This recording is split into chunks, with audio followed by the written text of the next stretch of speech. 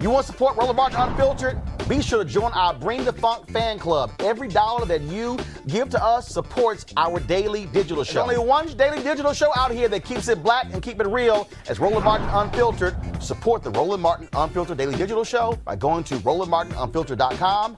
You can make this possible. The top Maryland prosecutor is launching an investigation into his own office. Check this out, folks. State's Attorney John McCarthy is analyzing his office to determine whether the race and ethnicity of victims and suspects affected prosecutorial decisions. The study will focus on what cases to pursue, what kind of plea deals to offer, and what sentences to request. McCarthy says the study responds to the increased demand to examine all parts of the criminal justice system for possible racial disparities. Outside researchers will conduct the investigation. It's a hell of an idea, Omakongo. Omakongo? Going to have any teeth when they release the findings. Look, back in 1993, the Maryland came through with something called the Maryland Governor's Commission on African American Males. They brought business members together, they brought clergy, they brought other educators, youth centers. Everybody was in on this report that took 10 years. They issued it in 2003, 2004. At that time, the late 2007 or 8, I was working in Montgomery County schools with educators. And I asked them, what did they think about the findings of this plan? None of the teachers I was working with ever saw it.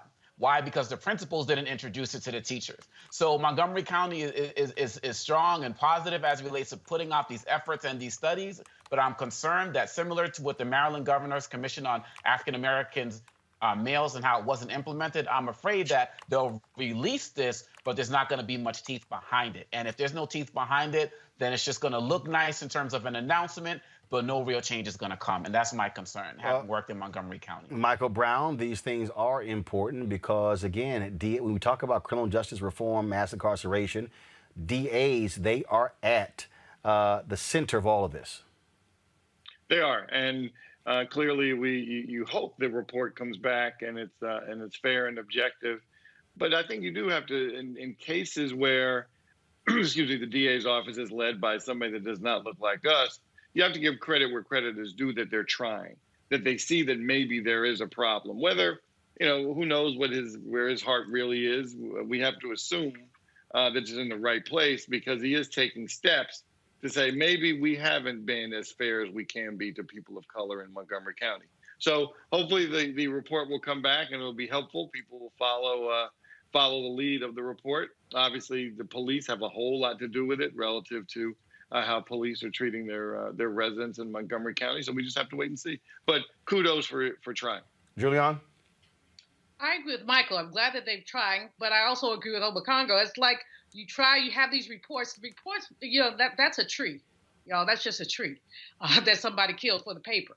So the question is, what happens next in terms of these recommendations? There's too many discretion points in the prosecutorial process, beginning with whether charges are pressed, what kind of sentences are offered, all of those. And so, I got to give props to Sean King and some of the others who've been looking at elected DAs to see how more of those positions can come to us so that we can begin to do some of the work around the fairness issue.